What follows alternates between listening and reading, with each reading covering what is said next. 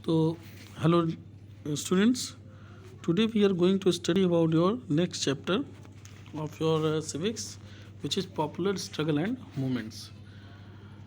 Popular struggle and movements एक बहुत ही अच्छा टॉपिक है और बहुत ही इंटरेस्टिंग है, क्योंकि इसमें हम पढ़ेंगे देश विदेश में जो बहुत संघर्ष हुए और उन संघर्षों के बीच में जो आंदोलन हुए, आंदोलनों का प्रभाव क्या पड़ा, कौन कौन से ऐसे समूह बने जिसकी वजह से आंदोलन में और इम्पैक्ट आया, आंदोलन होने के पीछे ऑब्जेक्टिव क्या था, और जन आंदोलन ये था, लोगों के द्वारा आंदोलन था, लोग के अंदर ऐसी फीलिंग आई जो इकट्ठा हुए और आंदोलन किए।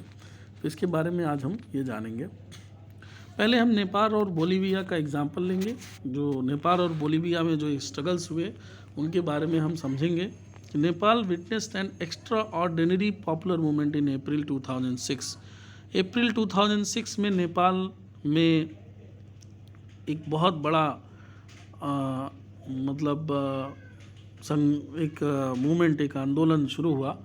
And that movement aimed at restoring democracy. और ये मूवमेंट किस लिए था?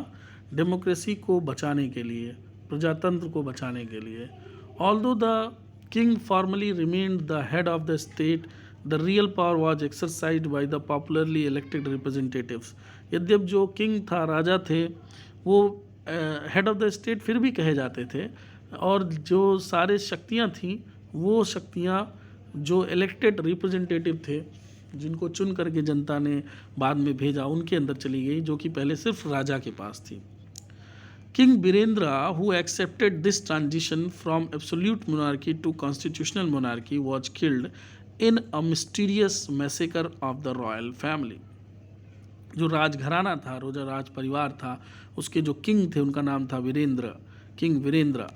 तो जो किंग वीरेंद्र थे उन्होंने एक्सेप्ट किया था इस ट्रांजिशन को कि ठीक है, ये अच्छी बात है, और उन्होंने इस बदलाव को भी मान लिया था कि ठीक है, अब सत्ता राजाशाही से जा कर के डेमोक्रेटिक की तरफ चली जाए, मुझे इसमें कोई आपत्ति नहीं है।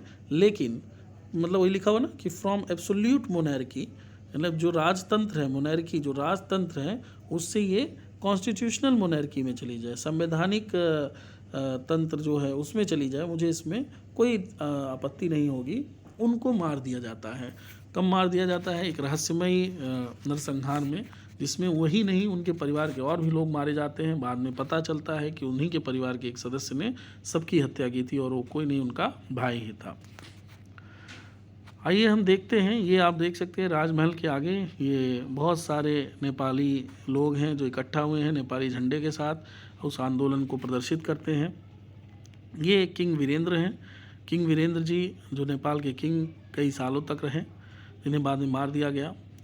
King Gyanendra, the new king of Nepal, जिन वीरेंद्र के मरने के बाद जो नया किंग बने, king Gyanendra, was not prepare to accept democratic rule. वो डेमोक्रेटिक रूल एक्सेप्ट करने के, डेमोक्रेटिक रूल को, संविधान को वो नहीं मानते थे। वो नहीं चाहते थे कि मैं उसको एक्सेप्ट करूं, स्वीकार करूं। डेमोक्रेटिक रूल, मेरे इंडिया में डेमोक्रेटिक रूल लगे, उनको नेपाल में डेमोक्रेटिक रूल लगे, उनको ये स्वीकार नहीं था। किसको? किंग ज्ञानेंद्र को। अब मैं आपको थोड़ा सा बैक जाके समझाता हूँ। कैसे समझाऊंगा? कि जैसे मान लिया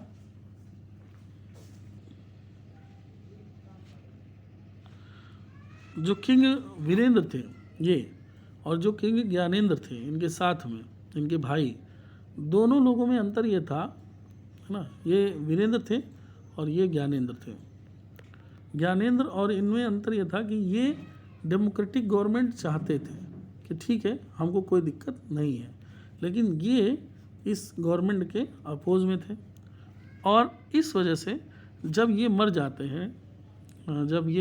हैं किंग वीरेंद्र, जब ये डाइड हो जाते हैं, तो जो वहाँ के राजा रहते हैं, मतलब जो वहाँ के प्राइम मिनिस्टर वगैरह बनते हैं, वो गवर्नमेंट सही नहीं बनती है। इसकी वजह से जो किंग ज्ञानेंद्र रहते हैं उसका फ़ायदा उठा लेते हैं, और फ़ायदा उठा करके क्या करते हैं कि उन्होंने इलेक्टेड गवर्नमेंट को फरवरी 2005 में डिसमिस कर दिया, and then prime minister and dissolve the popularly elected parliament. और वो जो पार्लियामेंट थी उसको डिसॉल्व कर दिया, मतलब उसको एक तरीके से निष्क्रिय कर दिया। The movement of April 2006 was aimed eight ranging popular control over government from the king. The movement of April 2006, तो 2006 का जो आंदोलन चला ये एम करता was aimed at regaining popular control, फिर से कंट्रोल लेने के लिए over government from the king, राजा से अपने हाथ में सत्ता लेने के लिए फिर से लोगों ने अपना आंदोलन 2006 में शुरू किया। ही इज़ मिस्टर ज्ञानेंद्र, आप देख सकते हैं किंग ज्ञानेंद्र, इनकी ताजपोशी होते हुए भी देख सकते हैं। ये किंग ज्ञानेंद्र हैं, इनकी ताजपोशी हो रही है as a king of Nepal. और यहाँ पे ये आप इनको देख सकते हैं।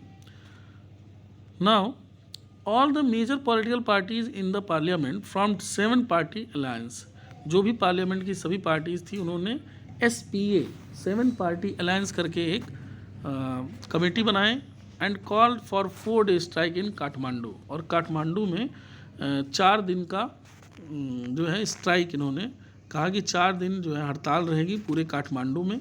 यानी सभी पार्टीज़ ने मिलकर क्या बनाया, यहाँ मैं हाईलाइट कर देता हूँ इस चीज़ को, SPA 7 पार्टी अलायंस, है ना, ये याद रखने वाली चीज़ है और ये आपके GS और GK की भी चीज़ रहेगी। SPA 7 पार्टी अलायंस, और कितने दिन का स्ट्राइक हुआ, 4 डेज़ का पूरे काठमांडू में। दिस प्रोटेस्ट सून टर्न, अच्छा आप समझ रहे होंगे ना क्यों ये हो रहा है, वीरेंद्र को पब्लिक चाहती थी, ज्ञानेंद्र को नहीं चाहती थी। ज्ञानेंद्र, जब वीरेंद्र की मैसेकर में जब किलिंग होती है तो ज्ञानेंद्र जो थे वो राजा बनाए जाते हैं। ज्ञानेंद्र उसका फ़ायदा उठाते हुए, जो गवर्नमेंट बनी थी उस गवर्नमेंट में बहुत सारे पॉलिसी एरर थे, तो उसका फ़ायदा उठाते हुए 2005 में उसको डिसॉल्व कर देते हैं और ख़ुद उसकी कंट्रोल ले लेते हैं।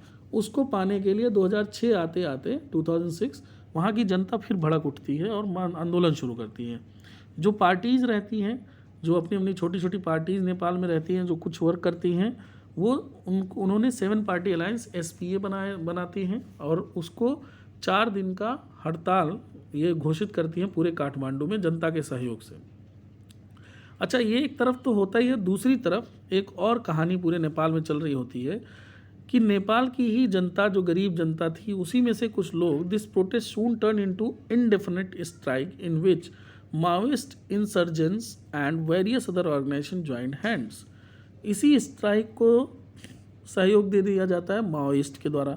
अब माओइस्ट कौन है, माओइस्ट उसी नेपाल की ही जनसंख्या के, नेपाल के ही लोगों में से ऐसे लोग जो एक समूह में आते हैं और राजा के खिलाफ, इस जो किंग, जो मोनार्की चल रही थी उसके खिलाफ उनका ध्येय है कि गरीबों को अमीरों के जैसा सुविधा दिया जाए, गरीबों को समान जो भी सरकारी स्कीम है, जो भी उनको व्यवस्था मिलनी चाहिए वो समान रूप से मिले।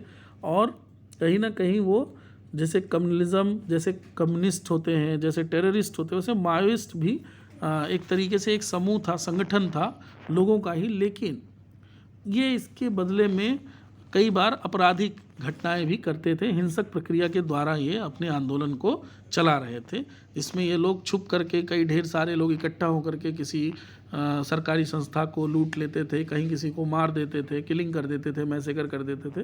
तो ये माओइस्ट जो थे ये एक प्रकार का संगठन चल रहा था और ये सरकार से, पुलिस के डर से छुप करके भी रहते थे।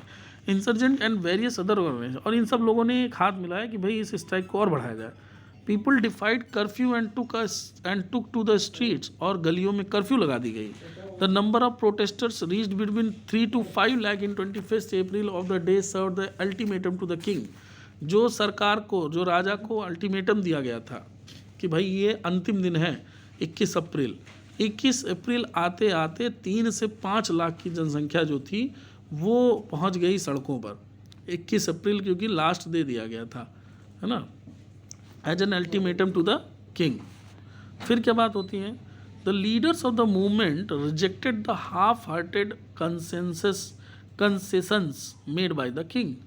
जो उसके आंदोलन के मुखिया लोग थे उन्होंने आधे दिल से दी गई कंसेशंस को कि भाई हम ये छूट दे देंगे, ये कर देंगे, वो सब उन लोगों को सही नहीं लगा और लीडर्स ने क्या किया कि इसको रिजेक्ट कर दिया कि नहीं, हमको ये आपकी खैरात नहीं चाहिए। They stuck to their demand for the restoration of the parliament. वो अपनी डिमांड पे खड़े रहे कि नहीं, हमें पार्लियामेंट ही चाहिए, हमको और कुछ नहीं चाहिए। तो जिस जनता के आप राजा हो, अगर जनता ही नहीं मान रही है तो आपको अल्टीमेटली करना पड़ेगा। So power to an all party government and a new constituent assembly. वो चाहते थे कि नई ऑल पार्टी गवर्नमेंट बने and a new constitution assembly में, और नया संविधान बने, उसकी संविधान सभा बने जो संविधान बनाए, क्योंकि अब बहुत हो गया। तो जनता, ये है संगठन का फ़ायदा। जब जनता जागरूक हो, ये सबने मिलके ये चीज़ कहने लगी, तो कहाँ तक आप अपनी आर्मी का इस्तेमाल करेंगे। On 24th April 2006, the last day of the ultimatum, the king was forced to concede all the three demands. 24 अप्रैल 2006 आते आते last day of the ultimatum, king was force to concede, king को सभी demand माननी पड़ी। And SPA choose Girija Prasad Koirala as the new prime minister of interim government. और जब तक सरकार बन नहीं जाती तब तक के लिए गिरिजा प्रसाद कोइराला को नया प्राइम मिनिस्टर बना दिया जाता है। तो आप इसमें देख सकते हैं कि किस तरह से नेपाल के राजा का जो है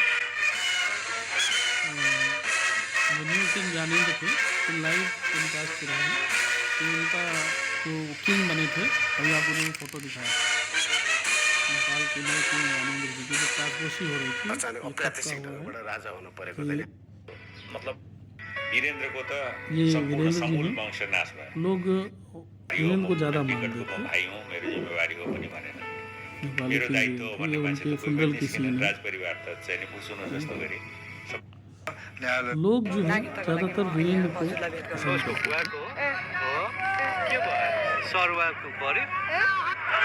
ये देखिए शाही तरंग रूप का विशाल ये धर्म प्रदर्शन हो रहा है। ये देखिए माओइस्ट और सारे लोग ये स्ट्राइक चल रहे हैं, पुलिस के द्वारा उनको दमन किया जा रहा है। ये देखिए नेपाली आर्मी है ना, ये जनता के ऊपर वो हमला कर रहे हैं। ये लोग बचना चाह रहे हैं, कहीं किसी को गोली लग रही है। ये लोग नेपाली उनके साथ में नहीं है, नेपाल जो नए राजा हैं उनके साथ में रॉन्ग यो डायरेक्शन। राजा हुन्जेलसम्म नेपालमा पूर्ण प्रजातन्त्र हुँदै हुँदैन। 7 सालदेखि महेन्द्रले राजा, वीरेन्द्रले राजा, ज्ञानेन्द्रले हामीले त ये प्रचंड है, वो माओइस्ट के लीडर थे, माई पार्टी। पुष्प कमल दहल का नाम प्रचंड है, चेयरमैन थे माओइस्ट के, मतलब जो माओइस्ट ग्रुप था जो उसके मैंने बताया उसके वो हेड थे। और ये मिस्टर ज्ञानेंद्र है, जो नेपाल के लास्ट किंग थे। बाद में उनको भी कहीं ना कहीं इस चीज़ को एक्सेप्ट करना पड़ा, जिसके बारे में हम आगे पढ़ेंगे। तो last day of the ultimatum क्या हुआ कि इस्पा जो गवर्नमेंट रहती है, 7 पार्टी अलायंस रहती है, उन्होंने गिरिजा प्रसाद कोइराला को अपना फाइनल प्राइम मिनिस्टर नियुक्त कर देते हैं। The restored parliament met and passed laws taking away most of the power of the king. जो पार्लियामेंट ये नई बनती है, इसमें पहला लॉ जो नियम पास किया जाता है, उसमें बहुत सारे जो इसके वो होते हैं, राजा के अधिकार होते हैं, उन अधिकारों को राजा के अधिकारों को छीन लिया जाता है। The SPA and the Maoist came to an understanding about how the constituent assembly was going to be elected. SPA जो थी और जो थी जो इस्पा थी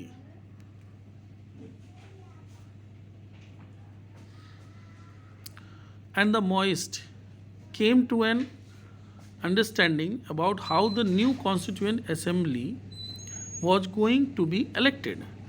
यानी इन लोगों ने एक ये निर्णय लिया कि किस तरह से नया जो संविधान सभा बनेगा उसको कैसे इलेक्ट कराया जाएगा। This struggle came to be known as Nepali second movement for democracy. और इस स्ट्रगल को नाम दिया गया, this struggle was came to be known as Nepal second movement for democracy, है ना।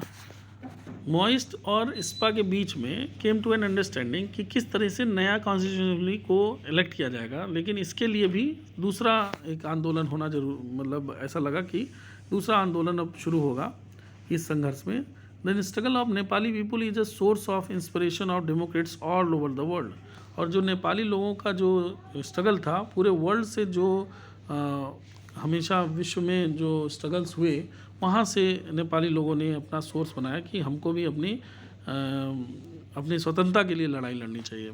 अब बात करते हैं बोलीविया वाटर वार की। बोलीविया में वाटर वार क्या चीज़ थी उसके बारे में थोड़ा जानते हैं। ये हमने केस स्टडी पढ़ा, अभी क्यों पढ़ा उसके बारे में अभी हम जानेंगे। अब एक दूसरा केस लेते हैं, Bolivia. Bolivia is a poor country in Latin America. Latin America की एक छोटी सी गरीब कंट्री है, उसका नाम बोलीविया है। World Bank pressurise the government to give up its control of municipal water supply. World Bank ने प्रेशराइज किया सरकार के ऊपर कि आप अपना कंट्रोल जो है म्यूनिसिपल वाटर सप्लाई के ऊपर से आप अपना अधिकार अब हटाइए। वहाँ पे वाटर स्केरसिटी हो रही थी। Government sold these rights for the city of Cochabamba to a multinational company. और फिर गवर्नमेंट ने क्या किया, ये अधिकार किसको दे दिए, एमएनसी को, कोचाम्बाम्बा नाम की एमएनसी को। Company immediately increase the price of water by 4 times. Company ने क्या किया कि जैसे ही उसके हाथ में आया उसने उसके दाम बढ़ा दिए तुरंत। ये अक्सर करके होता है जब आप प्राइवेट कंपनीज़ को कोई भी अंडरटेकिंग गवर्नमेंट की देंगे, जैसे इंडिया में हो रहा है, वही सेम चीज़ बोलीविया में हुआ था कि उसने वाटर का, जैसे ही उसने वाटर की कंट्रोल अपने हाथ में ली पूरे उस कंट्री की, उसने 4 गुना उसके दाम में बढ़ोतरी कर दी। Many people receive monthly water bill of Rs 1000 in a country where average income is around 5000 in a month। ऐसी कंट्री में जहाँ लगभग 5000 रुपया पूरे महीने की इनकम होती है, उसमें 1000 तो सिर्फ पानी का बिल आने लगा। This led to the the spontaneous popular protest. और इससे धीरे धीरे लोग जो हैं तत्कालिक प्रोटेस्ट, यानी एक तरीके से उनके विरोध जो है शुरू हो गए, है ना, सरकार के खिलाफ। जनवरी 2000 आते आते एक alliance of labour, human rights and community leader organise successful 4 day general strike in the city. 2000 आते आते एक उन्होंने सफल स्ट्राइक, एक हड़ताल की घोषणा की पूरे शहर में। यही सब तरीके होते हैं अपना विरोध दर्ज कराने के, और ये सदियों से चलती आ रही परंपरा, स्ट्राइक करना, गवर्नमेंट को बताना, मैस इकट्ठा होकर के आंदोलन करना। और government agreed to negotiate and the strike was called off. हड़ताल वापस ले ली गई, गवर्नमेंट का ठीक हम आपसे बात करेंगे, लेकिन कुछ हुआ नहीं, nothing happened. The police restored the brutal repression with the agitation was started again in February. Police ने ब्रूटल रिप्रेशन एक बहुत ही निर्दयी तरीके से फरवरी में अपना जो है वापस से इन लोगों को, with the agitation was started again in February, यानी बुरा व्यवहार करने लगी, बुरे तरीके से बर्ताव करने लगी। Another strike followed in April and the government imposed marital law. Government के जो है मार्शल लॉ लगा दिया, एंड द गवर्नमेंट ने मार्शल लॉ लगा दिया। मार्शल लॉ क्या होता है, जब जनता के अधिकार समाप्त कर दिए जाए। But the power of the people force the MNCs official to flee the city and made government concede to all the demands of the protestant. लेकिन लोगों का जो, मैंने बताया ना कि जब संख्या ज़्यादा होगी तो कहीं ना कहीं वो सरकार के ऊपर प्रेशर पड़ता है। तो power of the people forced, उनके वजह से एमएनसी के जो अधिकारी थे उनको भागना पड़ा, उड़ना पड़ा, फ्ली द सिटी, छोड़ना पड़ा, और गवर्नमेंट को कंसीड करना पड़ा सभी डिमांड, जितने भी डिमांड थे, जो भी प्रोटेस्टर थे। ये साउथ अमेरिका में एक छोटी सी सिटी बोलीविया है, देखिए यहाँ पे है, यहाँ पे ग्रीन कलर में है और यहाँ पे रेड कलर में तो ऑलरेडी है ही। सो फिर क्या होता है कि डेमोक्रेसी एंड पॉपुलर स्ट्रगल यहाँ से शुरू होते हैं। कौन कौन से स्ट्रगल हैं ये, इसके बारे में हम जानेंगे। अब जो आपने दोनों स्ट्रगल के बारे में देखा नेपाल और बोलीविया के, the movement in Nepal was to establish democracy. वहाँ किस लिए था मूवमेंट, वहाँ था डेमोक्रेसी इस्टेब्लिश करने के लिए। एक काम करो किसी, the movement in Nepal was to establish democracy while in the struggle in Bolivia involve claims on elected democratic government. मतलब नेपाल में क्या था, डेमोक्रेसी इस्टेब्लिश करना था, राजतंत्र लाना, राजतंत्र से जनता का तंत्र लाना था।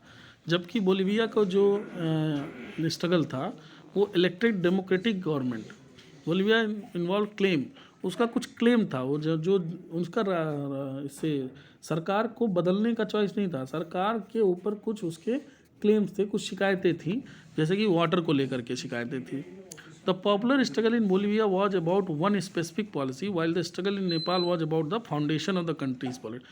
यानी वही बात ये कह रहा है कि बोलीविया में क्या था, किसी एक पॉलिसी को लेकर के झगड़ा था, लेकिन यहाँ पे तो पूरी कंट्री की पॉलिटिक्स को नए तरीके से शुरुआत देने के ऊपर पूरी बात थी कि नए जीरो से शुरू करिए, हम नया संविधान बनाइए। Both these struggle were successful but there impact was at different level. दोनों इम्पैक्ट सक्सेसफुल हुए लेकिन अलग अलग लेवल पे हुए। क्या समानताएं थी? Both these are instances of political conflict and led the popular struggle.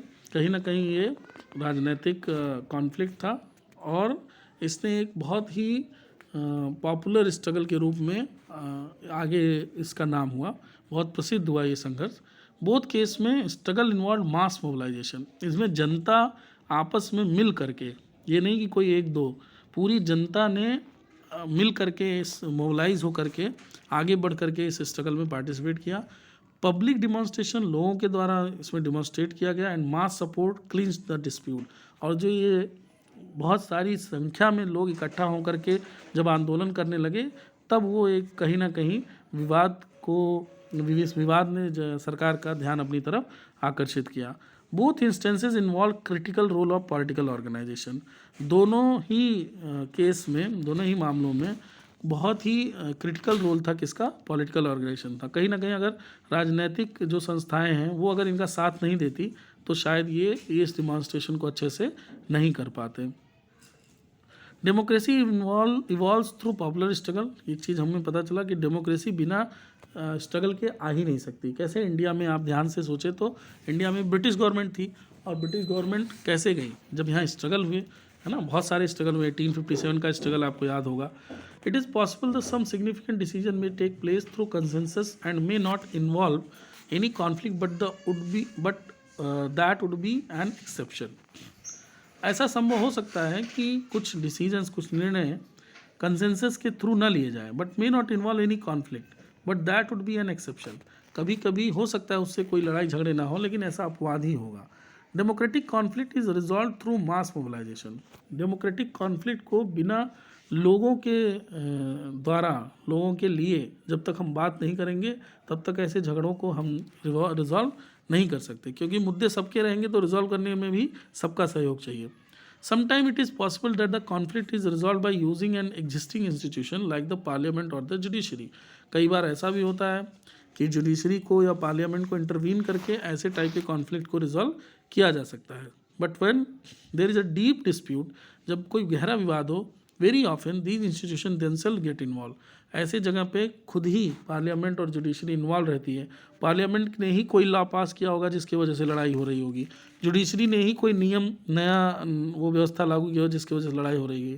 Gate involve in the dispute, the resolution then has to come from outside from the people. और तब जो हो वो रिजोल्यूशन कहाँ से आए? जनता के द्वारा आए। मोबिलाइजेशन एंड ऑर्गेनाइजेशन, अब हम इसके बारे में अपने नेक्स्ट चैप्टर में पढ़ेंगे। Till then, thank you.